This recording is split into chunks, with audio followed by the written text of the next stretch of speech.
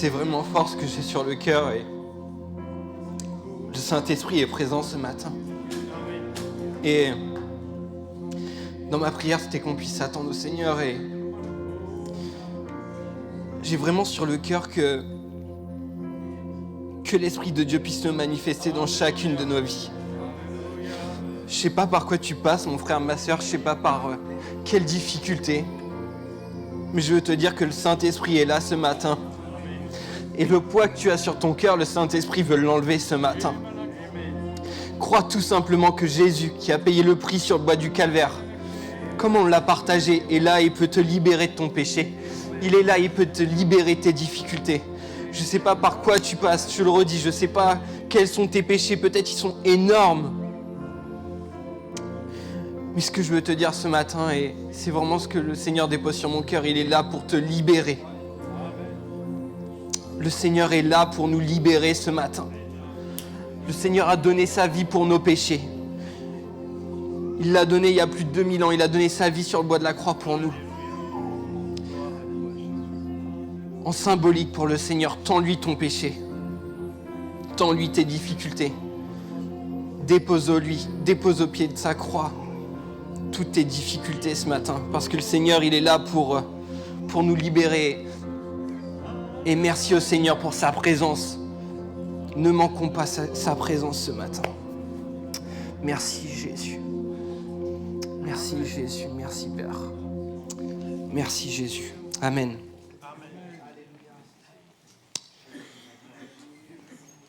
Eh bien, bonjour à tous. Désolé, je sèche mes larmes. Mais vous savez, quand le Seigneur vous touche, quand le Seigneur vous parle, on a beau essayer de résister, mais il est bien au-delà de toute chose. Et on ne peut pas passer au travers de ce moment si riche de la louange et de ce que le Seigneur fait dans nos cœurs. Voilà, je vous salue vivement, chaleureusement. Je ne peux pas tous vous prendre dans mes bras, mais sachez que voilà, je vous aime de l'amour du Seigneur et je veux vous saluer. Peut-être vous aussi qui suivez notre rencontre sur notre chaîne YouTube, soyez les bienvenus. Et sans plus tarder, on va rentrer dans ce que je voudrais vous partager ce matin. Et je vais commencer tout simplement par une image. C'est magnifique. Vous avez vu un peu mon niveau en graphisme. Alors, je ne sais pas ce que vous voyez, mais ce que j'ai représenté ici, c'est juste 3 courbes. On ne va pas aller plus loin. Ça ne doit pas représenter un bonhomme. Ce n'est pas fait pour représenter une croix, quoi que ce soit. Ce sont simplement 3 courbes. Et on voit qu'il y a 3 courbes différentes. Il y a une courbe qui progresse, il y a une courbe qui a progressé et qui stagne, et il y a une courbe qui a bien progressé, mais qui a chuté. Et le thème de mon message ce matin et de ce que le Seigneur a déposé sur mon cœur, je l'ai intitulé comme ceci, c'est « Progresser sans cesse ». Progresser sans cesse. Et pour accompagner ce thème, je vais vous inviter à ouvrir la parole de Dieu. Et je vais vous inviter à ouvrir la Bible dans 2 Pierre, chapitre 3, versets 17 et 18. Et juste pour mettre un peu de contexte en lien avec ce texte, c'est que Pierre s'est adressé à l'église d'Asie mineure. Alors on ne sait pas trop si vraiment l'épître de 2 Pierre a été adressé exactement à l'église d'Asie mineure. Néanmoins, l'épître de 1 Pierre a été adressée à l'église d'Asie mineure. Donc on en déduit que ça a été le cas aussi pour cette deuxième lettre. Et Pierre rappelle la venue prochaine du Christ. Et il met en garde l'Église sur ce à quoi elle va faire face. Et Pierre invite le peuple à se préparer pour notre Dieu. Et le texte nous dit, je vais me mettre derrière, « Quant à vous, mes chers amis, vous voilà prévenus. » Donc il nous prévient. Et quand il s'est adressé à l'Église il y a un peu plus de 2000 ans, il s'adresse également à nous. « Prenez garde de ne pas vous laisser entraîner par l'égarement de ces hommes vivants, sans respect pour Dieu, et de perdre ainsi la position solide que vous occupez. » Donc déjà, il s'adresse à des personnes qui ont une position solide. Au contraire, et c'est là où il les informe et il les alerte, et c'est là le centre du message, progressez sans cesse dans la grâce et dans la connaissance de notre Seigneur et Sauveur Jésus-Christ. À lui soit la gloire dès maintenant et pour l'éternité. Amen. Et 2 autres versions nous disent, et la première c'est dans Parole de vie, ça nous dit ceci, que l'amour et la connaissance de Jésus-Christ notre Seigneur et notre Sauveur, grandisse en vous? Est-ce que vous voulez que la connaissance de Jésus grandisse en vous ce matin? Et la version Louis II nous dit « Mais croissez dans la grâce et dans la connaissance de notre Seigneur Jésus-Christ. » Croissez dans la grâce et dans la connaissance de notre Seigneur Jésus-Christ. Et progresser en grec, ça se dit « oxano ». Et qu'est-ce qu'on peut voir au travers de ce mot? C'est que oxano, ça veut dire s'accroître, devenir plus grand, pousser, s'élever de l'intérieur du chrétien. Est-ce que nous, croyants, enfants de Dieu, est-ce que j'ai envie de croître? Est-ce que j'ai envie de grandir pour le Seigneur? Si nous ne progressons pas, c'est un peu ce qu'on voit dans ce texte, nous allons être fragiles spirituellement et nous allons pouvoir nous laisser influencer facilement par les gens qui nous entourent, par les choses qui nous entourent. Et si je deviens fragile spirituellement, je deviens une proie facile pour l'ennemi de mon âme. Parce que lui, il attend qu'une chose, c'est que moi, croyant, je sois fragile, faible, pour pouvoir me dévorer. Et s'il me dévore, je ne peux pas mener à bien la mission que Dieu m'a appelé de mener, c'est-à-dire de faire de toute la terre des disciples et de pouvoir partager librement la parole de Dieu. Amen. Vous êtes avec moi ce matin? Je ne vais pas vous endormir. Ne vous inquiétez pas, je ne vais pas être très long. Alors, première pensée par rapport à cela. Pour croître, nous avons besoin d'augmenter notre connaissance de Dieu. C'est quoi la connaissance? C'est quoi connaître? Et la langue française est bien faite puisqu'il y a une très belle définition que j'aime beaucoup, qui se donne un peu en plusieurs étapes, et c'est assez drôle. C'est que connaître, ça veut dire entrer en contact avec quelqu'un, ça veut dire faire sa connaissance, et ça veut dire l'avoir parmi ses relations. Est-ce que Dieu fait partie de ma relation? Est-ce que Dieu fait partie de mes relations? Si oui, est-ce que j'échange régulièrement avec lui? C'est bien d'avoir une relation, mais je peux avoir une relation avec quelqu'un, mais pas plus échanger avec lui que ça. Ou alors, dans notre cas, est-ce que je suis uniquement rentré en contact avec lui, ou est-ce que j'ai uniquement fait sa connaissance, mais je ne suis pas rentré dans cette dimension de relation? Je ne sais pas quelle est ta situation, mon frère, ma sœur, ami visiteur. Peut-être que toi, tu n'es jamais rentré en contact avec le Seigneur, mais je veux te dire une chose, c'est que si nous ne connaissons pas Dieu, nous ne pouvons pas connaître Jésus. Et si nous ne connaissons pas Jésus, nous ne pourrons pas être sauvés. Et le Seigneur veut se faire connaître à toi ce matin. Peut-être que tu ne connais pas, tu n'es jamais rentré en contact avec lui, mais le Seigneur, il est là ce matin, il te dit « Je frappe à la porte de ton cœur, je suis présent, je veux rentrer en contact avec toi. » Et même si toi, tu ne le connais pas, lui, il te connaît. Amen. Et il te connaît si bien qu'il a donné son fils Jésus sur le bois de la croix pour que tu puisses être sauvé, pour que tu puisses avoir la vie éternelle. Et c'était son unique, il était pur, sans tache, il est venu sur terre, il s'est fait homme, il a été jusqu'au bout pour nous permettre d'être sauvés, pour nous permettre d'être délivrés de nos péchés. Amen. Et que nous dit la Bible? Je me suis appuyé d'un verset pour cela, sur cette notion d'avoir besoin d'augmenter notre connaissance de Dieu. Et le texte se trouve dans Colossiens 1, versets 9 à 10. Et la Bible nous dit « Aussi, depuis le jour où nous avons entendu parler de vous », et c'est Paul donc, qui s'adresse à l'église de Colosse, « nous aussi, nous ne cessons de prier Dieu pour vous. Nous lui demandons qu'il vous fasse connaître pleinement sa volonté en vous donnant par le Saint-Esprit une entière sagesse et un parfait discernement. » Et le verset 10 nous dit « Ainsi vous pourrez avoir une conduite digne du Seigneur et qui lui plaise à tous égards, car vous porterez comme fruit toutes sortes d'œuvres bonnes et vous ferez des progrès dans la connaissance du Seigneur. » Et j'ai décomposé ce verset en 4 étapes. Et le verset nous dit quoi? Il nous faut être inspirés par le Saint-Esprit. C'est le Saint-Esprit qui va me pousser à faire telle ou telle chose. Et si je ne suis pas animé par le Saint-Esprit, je ne pourrai pas faire les choses que le Seigneur veut que je fasse. Et à contrario, l'ennemi, lui, va me pousser à faire des choses que je ne devrais pas faire. Deuxième pensée par rapport à sous-partie par rapport à ces versets, il faut que j'ai une vie en conformité avec le Seigneur. Il faut que j'ai une vie qui soit digne du Seigneur. Qu'est-ce que cela veut dire? Il faut que j'ai une vie d'obéissance. Et j'ai pris un exemple tout basique, je ne dois pas mentir. Le Seigneur nous apprend à ne pas mentir. Je ne dois pas mentir. Alors, il y en a qui disent, oui, mais petit mensonge, gros mensonge, que ce soit petit, que ce soit moyen, que ce soit grand, c'est un mensonge. Comme ça, on les classe tous dedans, il n'y a pas de débat, il n'y a pas de petit, grand mensonge, tout est un mensonge. Ouais, mais j'ai pas pris les clés de voiture de mon frère. Si, je l'ai pris, j'ai testé ta voiture. Non, je rigole. Il n'y a pas de petit ou grand mensonge.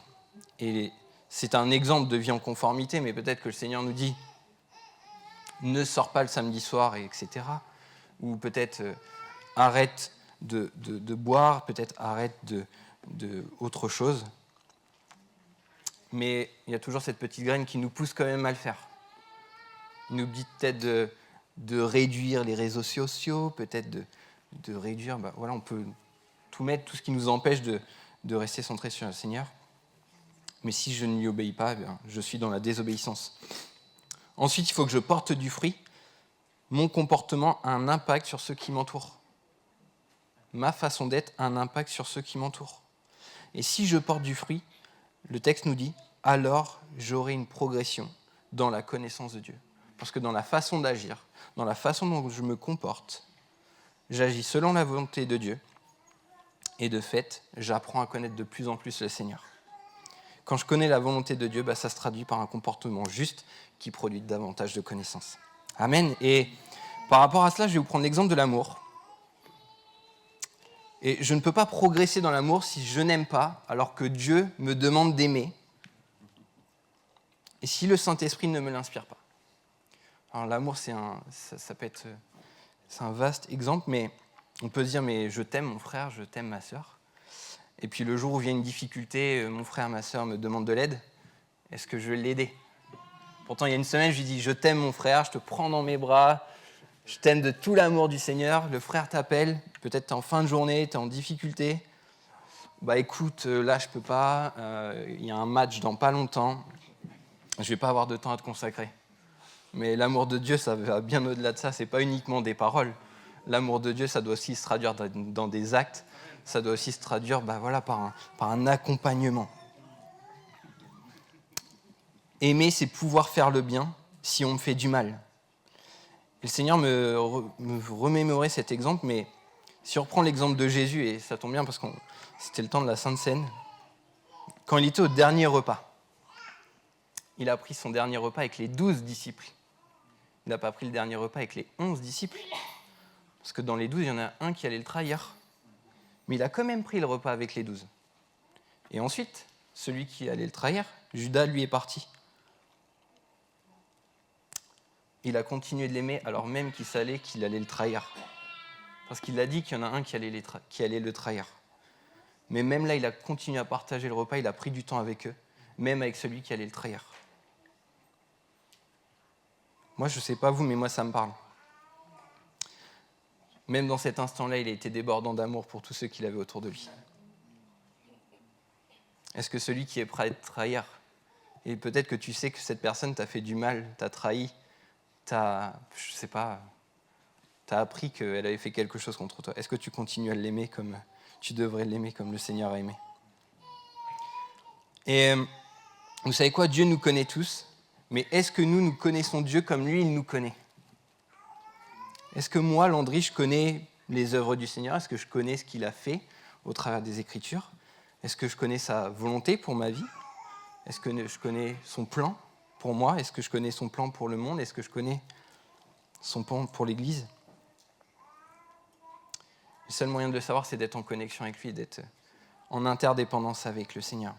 Alors, vous allez me dire, mais Landry, ok, c'est bien, il faut connaître le Seigneur, mais au final, comment je dois faire pour connaître Dieu ? J'ai mis une première pensée par rapport à cette question. Il faut le vouloir. Il faut le vouloir. Je pense que ça devrait limite s'arrêter à ce point-là, je ne devrais même pas aller dans les... Si tu ne veux pas connaître le Seigneur, tu ne peux pas le connaître. Mais est-ce que dans ton cœur, tu as ce désir de le connaître ? Ça, c'est autre chose. Parce qu'on peut très bien dire, oui, mais moi, je connais le Seigneur, tu vois, je viens le dimanche, je viens jeudi à la rencontre de semaine. Très important, venez à la rencontre de semaine le jeudi. Je ferme la parenthèse. j'apprends beaucoup de choses sur le Seigneur, l'Église m'apprend beaucoup de choses, les pasteurs m'apprennent beaucoup de choses. Mais au final, on t'apprend des choses, tu as juste des connaissances. Mais est-ce qu'au final, toi, tu veux vraiment connaître le Seigneur et aller plus loin dans cette simple connaissance ?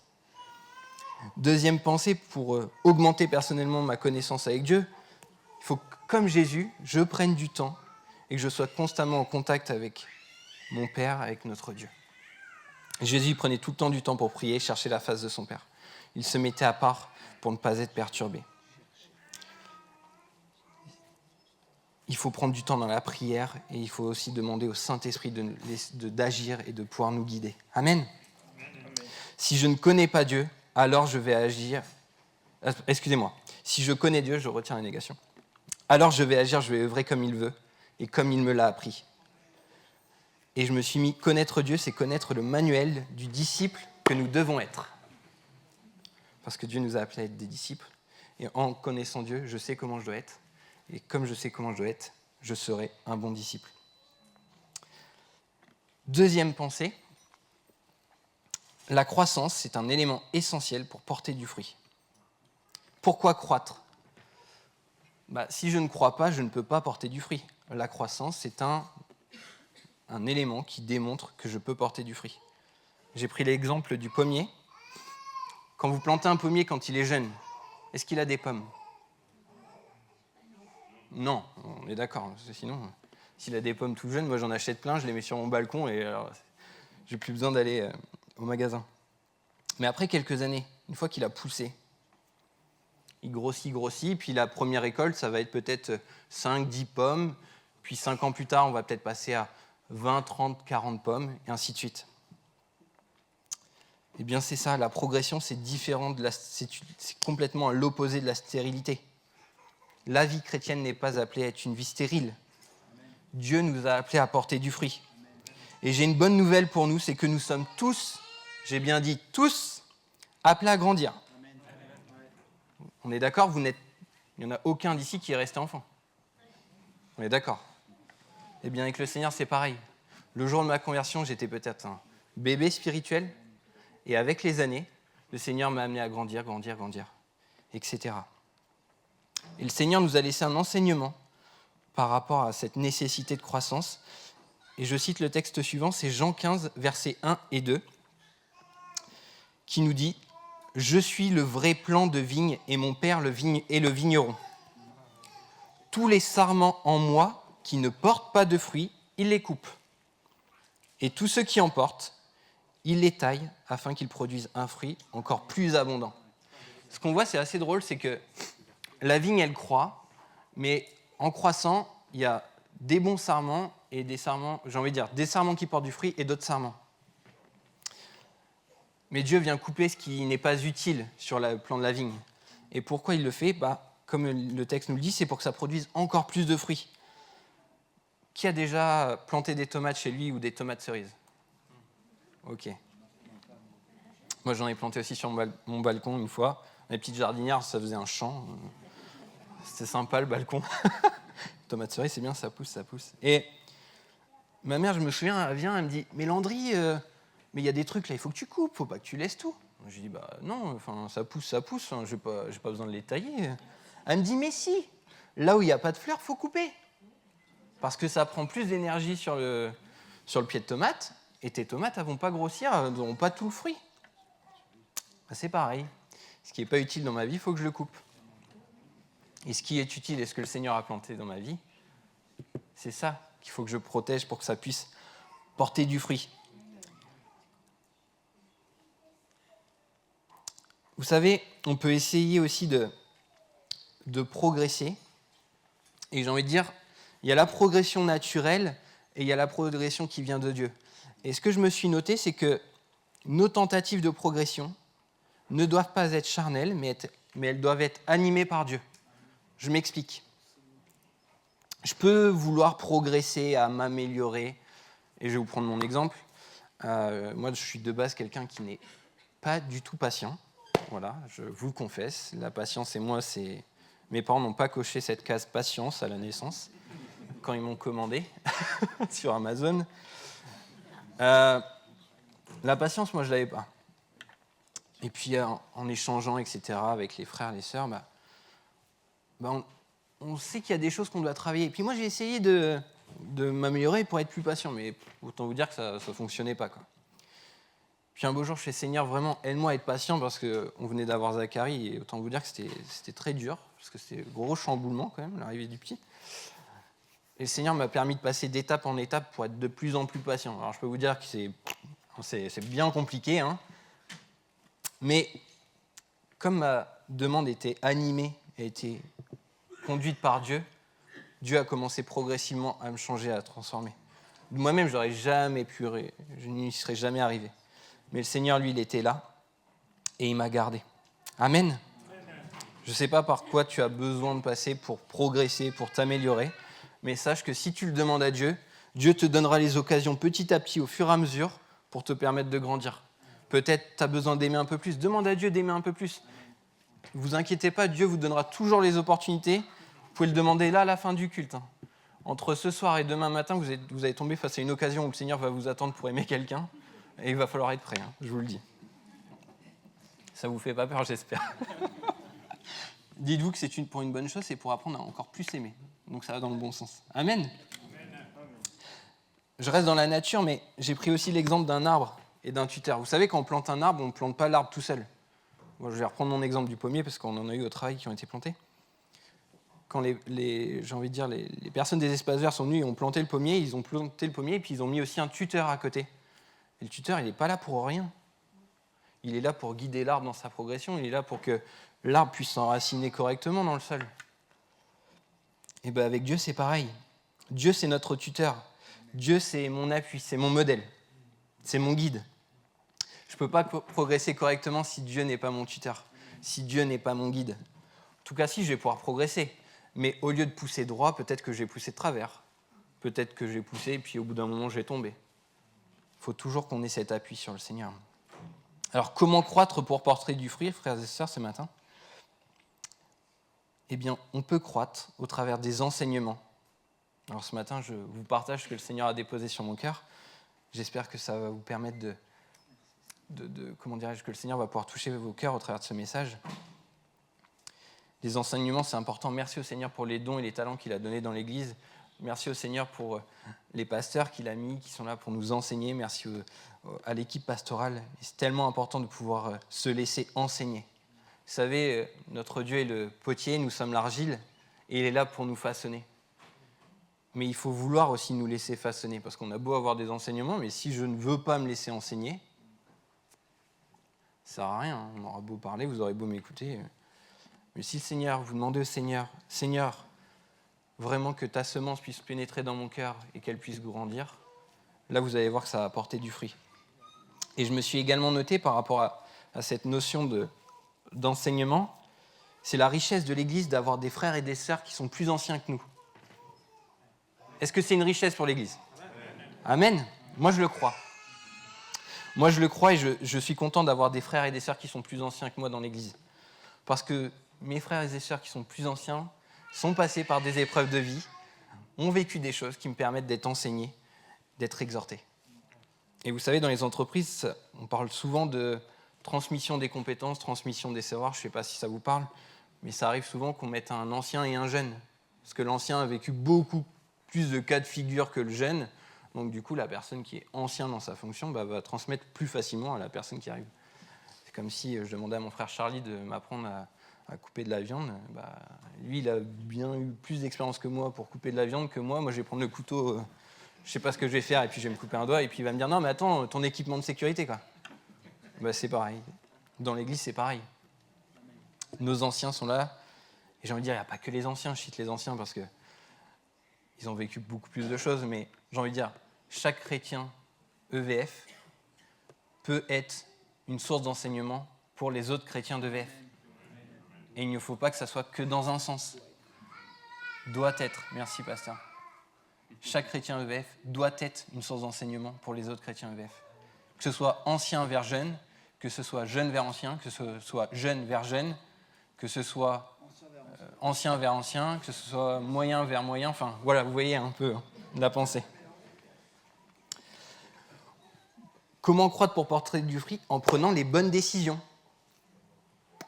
Parce que les décisions que nous pouvons prendre peuvent nous amener soit à apporter du bon fruit, soit à apporter du mauvais fruit, ou pas du tout de fruit. C'est tellement important que nos décisions soient guidées par le Seigneur, que nos décisions puissent être animées, conduites par notre Dieu. Et par rapport à cela,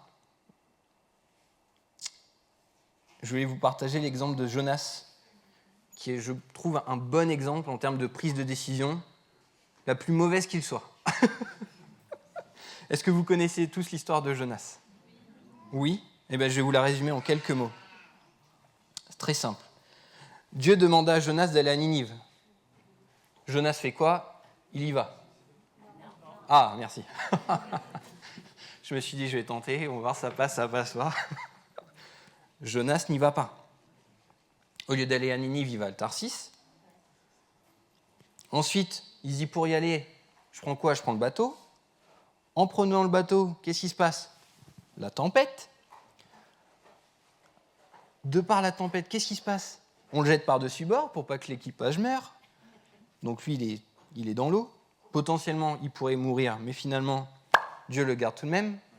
Un poisson vient le rattraper. Et enfin seulement, Dieu l'appelle à nouveau pour aller à Ninive. Il y va. Ninive fut touchée par Dieu. Mais sa décision de base, c'était pas la bonne. Il voulait pas y aller. Sauf que le Seigneur lui avait demandé d'aller. Vous voyez la conséquence de nos décisions ? Les conséquences de nos décisions peuvent être fortes. Peut-être qu'un jour, vous aurez une décision dure à prendre, peut-être professionnelle, peut-être familiale, j'en passe et des meilleurs. Vous allez voir une porte grande ouverte. Elle est superbe, cette porte. Je vais prendre l'exemple du travail, parce que ça parle à tout le monde. Opportunité de malade, un pont d'or, comme on dit dans le monde, dans l'entreprise. Wow, super. J'ai une opportunité de dingue dans une activité que j'aime. Automatiquement, changement de poste, progression salariale, j'en passe et des meilleurs. Mais qu'est-ce qu'elle sert, cette décision ? Est-ce qu'elle sert mon cœur, ma chair, ou est-ce qu'elle sert le Seigneur ? Et quand vous serez face à cette décision, prenons le temps de demander quelques secondes au Seigneur, qu'est-ce que tu veux que je fasse ? Ah ouais, peut-être l'opportunité professionnelle, elle est magnifique. Elle se représentera peut-être qu'une seule fois dans votre vie. Je dis bien peut-être qu'une seule fois. Mais ce qui en ressortirait, est-ce que ça glorifierait le Seigneur ou pas ? Je ne sais pas. Mais en tous les cas, la décision que vous prendrez pourrait avoir un impact plus que conséquent sur votre vie et votre relation avec le Seigneur. Et comment nous pouvons croître quotidiennement pour porter du fruit ? On le répète, j'ai envie de dire, tous les dimanches, à chaque rencontre, mais tout simplement en sondant la parole de Dieu, qui est tellement remplie de trésors, qui est tellement remplie d'enseignements. Je parlais des anciens qui ont vécu des épreuves, mais il y a tellement d'épreuves dans la Bible qui ont été vécues par des peuples, par les disciples. C'est une mine, c'est une mine à trésors, la Bible. Et elle est là pour nous aider à croître. Il y a tellement d'exemples par quoi des hommes et des femmes sont passés. Prenons simplement leurs exemples et suivons ce que le Seigneur a fait au travers d'eux. Je veux dire merci au Seigneur pour la richesse de la Bible, parce qu'au final, on peut voir ce par quoi certains sont passés. On peut exactement passer par la même épreuve. On a déjà la solution. La solution, elle nous est donnée dans la Bible, mais est-ce qu'on veut la suivre, cette solution ? Parfois, on a la solution. Le Seigneur nous donne la solution, mais je ne la suis pas. Puis après, je me dis, oh, mais Seigneur, j'aurais dû faire autrement. Mais le Seigneur nous avait déjà donné la solution dans la Bible. Et comme je l'indique là, ce dernier point avant de conclure, parle bien de mes épreuves. Les épreuves sont là pour me faire croître et par la suite porter du fruit. Alors c'est sûr, sur l'instant, ça fait mal. Sur l'instant, c'est difficile. Mais quand le Seigneur nous permet de passer par des épreuves, ce n'est jamais pour rien, c'est jamais inutile avec le Seigneur. Tout ce qui nous permet de vivre, ça nous permet un instant ou un autre de nous dire « Ah Seigneur, ça y est, je comprends. Tu m'avais fait passer par là il y a un mois, il y a un an, il y a 5 ans. je repasse par la même chose. Seigneur, je me rappelle que tu m'as fait passer par là et j'ai déjà la solution parce que tu m'as permis déjà de le vivre. Et pour conclure cette deuxième pensée, et avant de conclure cette exhortation, j'ai noté ceci. Plus je m'instruis, plus je me laisse façonner, plus j'avance avec Dieu. Je la refais. Plus je m'instruis, plus je me laisse façonner, alors plus j'avancerai avec le Seigneur. Et quand je crois, et quand je veux croître, je porterai du fruit. Quelle est ta volonté ce matin ? Est-ce que tu veux porter du fruit ? Est-ce que tu veux progresser ? Et je vais conclure cette exhortation, peut-être Rachel, si tu veux plaquer quelques accords. Si on revient au texte initial, Pierre nous disait que si nous ne progressons pas, nous pourrons être alors une proie à tout ce qui peut nous influencer. Est-ce que ce matin, tu as envie d'être une proie ? Est-ce que tu veux te laisser dévorer par l'ennemi qui est là, je dis là dehors, mais qui est là et qui attend qu'une chose, c'est que nous croyons, nous puissions chuter. Dire, nous sommes des résistants pour le Seigneur, nous sommes des résistants face à l'ennemi. Est-ce que tu veux être une proie et te laisser dévorer par l'ennemi ce matin ? Ça m'a beaucoup fait réfléchir cette exhortation, et avant même de vous partager, sachez une chose, c'est que ça me parle à moi d'abord, et ensuite je le transmets. Soyons vigilants, frères et sœurs. Et je ne sais pas si vous vous souvenez de l'image du début. Quelle courbe êtes-vous ce matin ? Est-ce que vous êtes la courbe qui n'est qu'en sans cesse progression ? Est-ce que vous êtes plutôt dans un cas où vous avez une phase de progression et finalement vous êtes sur un plateau et vous sentez que plus rien ne se passe ? Ou est-ce qu'au contraire vous sentez que vous êtes dans le gouffre et que vous ne cessez de tomber ? Mais pourtant, entre le moment de votre conversion et aujourd'hui, vous sentez qu'il s'est passé quelque chose de complètement différent que vous ne savez pas expliquer.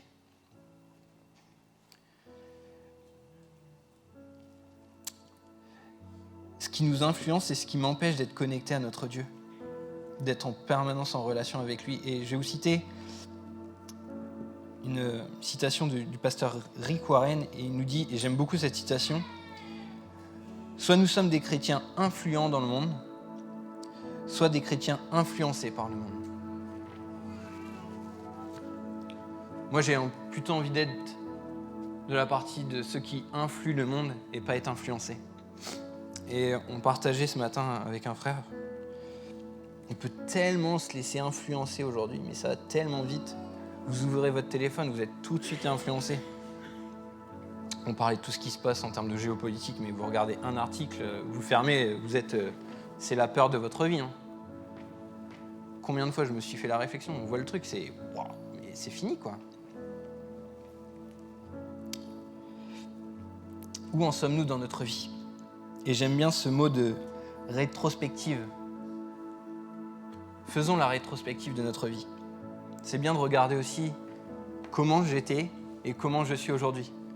Est-ce que vous êtes vu sur une phase de progression ou est-ce qu'aujourd'hui vous voyez plutôt il y a un an j'étais bouillant comme jamais et aujourd'hui je suis au fond du gouffre.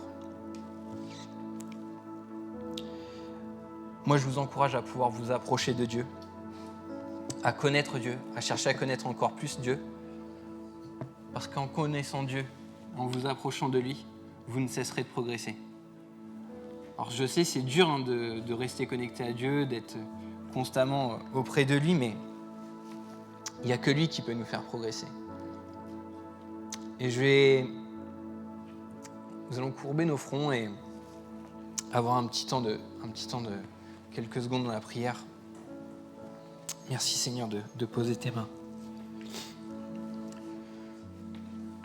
Mon frère, ma sœur, peu importe dans la phase que tu es, sache que le Seigneur est là ce matin et il veut te bénir. Ce matin, tu es peut-être dans cette phase de récession, de chute. Le Seigneur est là pour te relever ce matin. Et je vais juste inviter tout le monde à se lever. On va terminer par les prières. Je ne vais pas faire avancer sur le devant, mais Mon frère, ma sœur, si tu as besoin, crie au Seigneur ce matin. Le Seigneur, il est là, il veut nous toucher, il veut nous bénir. Si tu te sens sur une phase plutôt de plateau, plus de sens de progression, etc. Pareil, demande au Seigneur pour reprogresser avec lui. Le Seigneur n'attend que ça. Le Seigneur n'attend que ça. Le Seigneur a sa main tendue vers vous ce matin. Le Seigneur a sa main tendue ce matin. Oh Jésus, merci Père. Seigneur Jésus, je te prie, Père éternel. Merci pour ta parole. Merci pour ta parole, Esprit de Dieu. Tu vois nos cœurs, tu vois nos vies, Père éternel. Et nous voulons crier à toi, Père éternel. Et même si je suis dans une phase de progression, Père éternel, je continue à progresser avec toi. Parce que la chute peut être si facile. Père éternel, tu connais nos vies, tu connais nos cœurs, tu connais nos difficultés, tu connais pas ce par quoi nous passons, ce par quoi nous traversons. Jésus vient à notre secours. Jésus vient simplement à notre secours. Et Seigneur, nous croyons, Seigneur, que tu es là, que tu es vivant et que tu veux nous relever, Père éternel. Merci, Seigneur, de relever, de restaurer ton Église, Père éternel. Que ton Église, Seigneur, puisse être une Église forte. Que ton Église, Seigneur, puisse être une Église puissante. Une Église, Seigneur, qui puisse faire trembler, Seigneur, l'adversaire. Et Seigneur, nous voulons venir rechercher, Seigneur, nos frères et nos sœurs qui sont peut-être tombés, qui sont peut-être laissés, Seigneur, rabaisser, Père éternel. Et nous voulons proclamer ta victoire sur notre Église. Nous voulons proclamer ta victoire sur nos cœurs et te demander, Seigneur, de constamment nous faire progresser avec toi, Jésus. Gloire te soit rendue, Seigneur Jésus. Amen.